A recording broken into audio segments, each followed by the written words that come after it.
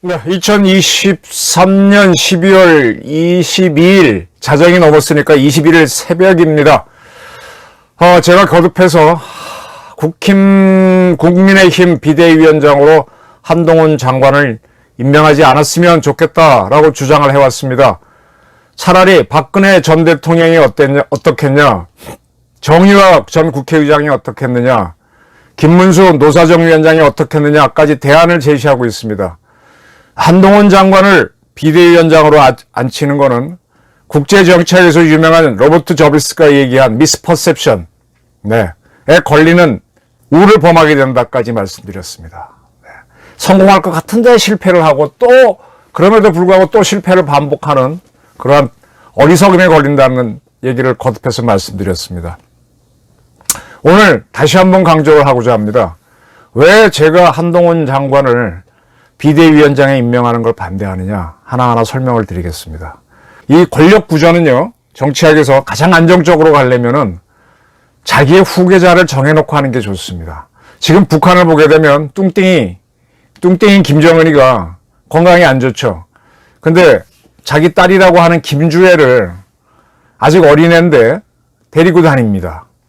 저는 그 김주애를 딸이니까 그렇게 부를 수가 없지만 아들이었으면 세자죠. 태자나 세자죠. 그 딸이니까 세녀라고 불러야 되나요?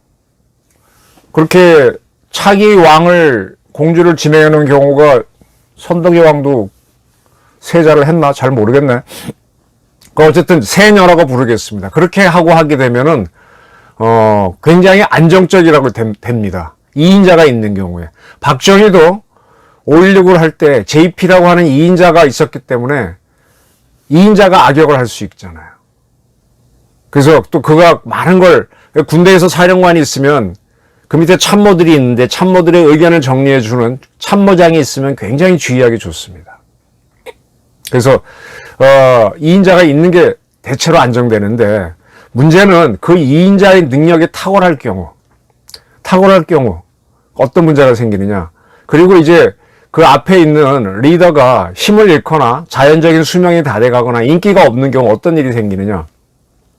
그러면 이게 정치이기 때문에요. 두 사람 관계는 부자 관계든 부녀 관계든 또는 굉장히 신뢰하는 관계든 두 사람 관계와 관계없이 무지무지한 정치가 일어납니다.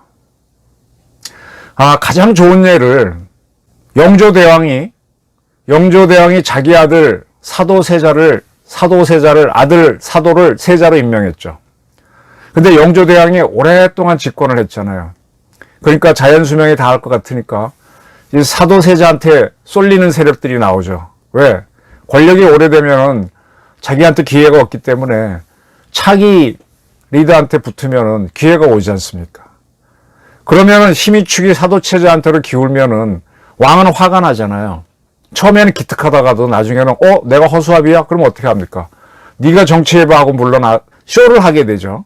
그때 이제 덥석 그걸 맡아갖고 이제 섭정은 아니고 대리청장도 아니고 뭐라 그러나 하여간 그런 대리로 하게 되면 그러면 이제 점점 왕은 허수아비가 되죠.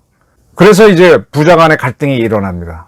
그래서 다시 아들을 결국은 영조대왕은 사도세자를 죽이게 되죠. 그 갈등이 생겨서. 또 하나의 예를 들을게요. 북한의 김일성이가 장기 집권했습니다. 근데 그도 두려우니까 김정일이를 세자로 두고 쭉 했었죠.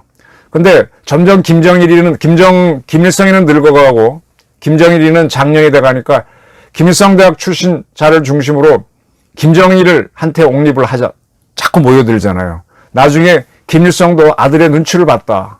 샛별이다 이렇게 하면서, 그러면서 결국은 김일성이 죽을 때 아들하고 관계가 되게 안 좋았지 않습니까? 김일성이 쇼크를 먹고 묘양산 특각에서 죽을 때 김정일은 오히려 시간을 끌었다. 갈등 관계가 있었죠. 물론 김정일이는 자기가 등극한다면은 지극한 효심으로 아버지를 모신 양 꾸미긴 했지만 갈등 관계로 갑니다. 또 하나 예를 들어 드릴까요? 이병철 회장, 대한민국 최고의 기업인이죠. 그가 삼성을 이끌다가 큰아들 이맹희 씨한테 이제 기회를 주죠. 이어받게 해주죠. 이맹희 씨는 경북고등학교 명문을 나왔습니다. 그 바람에 경북고등학교 나온 사람들이 이명희 옆에 쫙 모여서 행세를 하다 보니까 그게 문제가 되죠. 그래서 다시 이병철 회장이 이명희한테 줬던 권력을 걷어들이면서 결국은 셋째 아들 이건희한테 가게 됩니다. 갈등이 생긴다는 얘기입니다. 2인자를 두는 거는 권력체제에서는 안정이지만 2인자가 인기가 올라가면 1인자와 갈등이 생깁니다. 또 하나 예를 들을까요?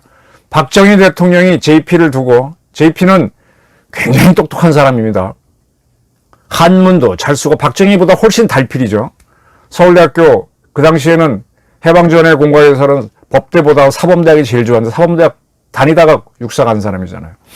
JP의 인기가 올라가니까 박정희가 이우락을 통해서 견제를 시키면서 중앙정보부장을 그만두게 하면서 해외로 쫓아버리잖아요. 그거는 2인자가 힘이 약해서 밀려난 경우. 더 좋은 예를 들면은 전두환 대통령하고 노태우를 보면 됩니다.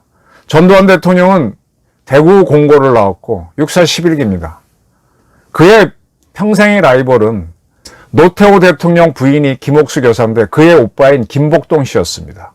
둘이 육사 11기 동기인데 나이는 전두환 대통령이 좀 더 많았어요. 좀 늦게 들어갔기 때문에. 근데 둘이 계속 선두로 진급을 합니다.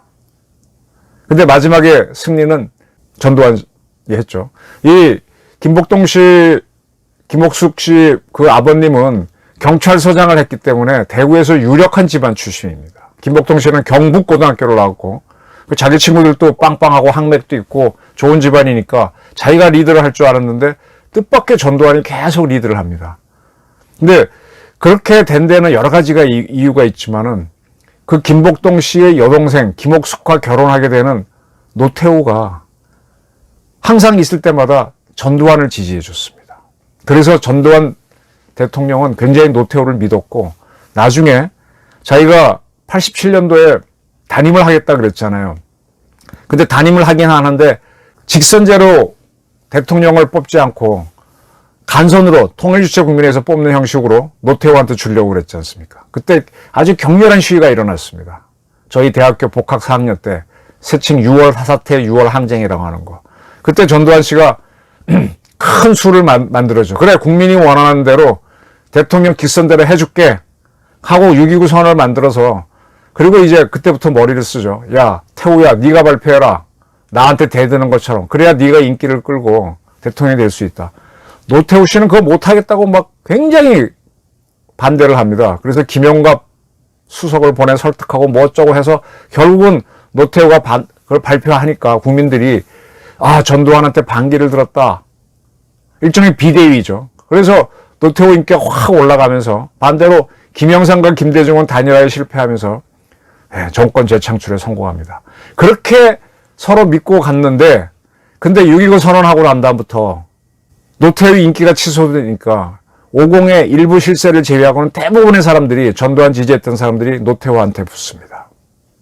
전두환은 그렇게 자기 친구를 후계자로 만들어줬음에도 불구하고 그 세력들이 둘러싸고 전두환을 끌고 가면 전혀 좋은 게 아니잖아요. 그러니까 비난을 하게 되고 결국은 노태우 씨가 대통령이 되고 난 다음에 청문회에 전두환을 세우고 백던사로 내보내고 그러면서 이제 점점 둘 사이가 멀어지면서 권력 붕괴가 오는 거죠. 이 2인자하고 1인자 관계를 바로 이렇게 됩니다. 저는 한동훈 장관을 비대위원장으로 세운다. 그럼 이거 언제까지 끌고 갈지 모르겠는데 한동훈 장관에 대한 인기는 대단합니다. 그러면 한동훈 장관한테 모여든 사람들이 아까 사도세자한테 모여든 사람들이 노태우한테 모여든 사람들이 그리고 JP한테 모여든 사람들이 누구를 비난합니까? 박정희, 이병철, 전두환, 그리고 김정일한테 모여든 사람들이 김일성을 비난해서 하게 되면 한동훈과 윤석열 관계는 버석버석해집니다.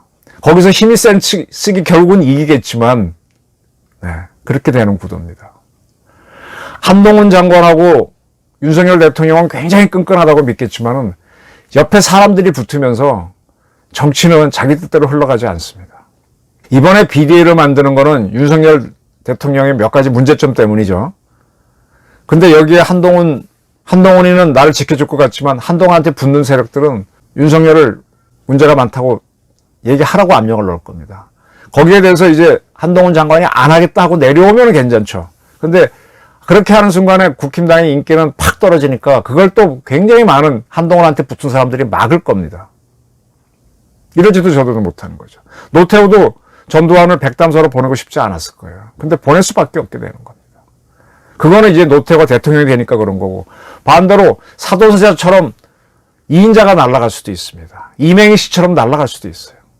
이게 정치의 냉정함입니다.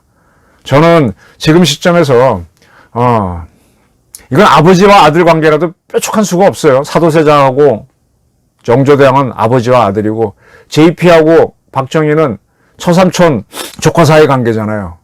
그 다음에 노태우 전두환은 평생을 믿고 온 친구 관계인데, 부자 관계는 김일성 김정일도 있고, 이 한동훈 비대위원장으로 하는 순간에 국힘당의 축은, 보수의 축은 한동훈 옥립으로 올리면서 뜻밖에도 윤석열 레임덕이 빨라질 수 있다는 겁니다.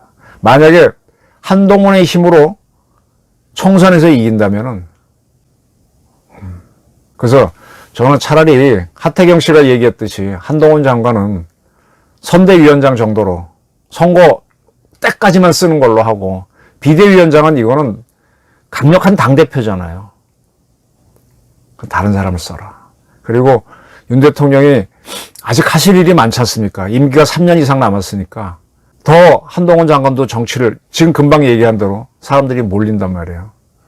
그리고 그 후반에 쓸어서 태자가 되는 게 훨씬 더 안정된 보수를 지키고 권력을 유지하는 길이다. 이게 참 말하기 힘든 건데 그냥 직설적으로 말씀드렸습니다. 윤석열 대통령이 다시 한번 판단해 보시길 바랍니다. 감사합니다.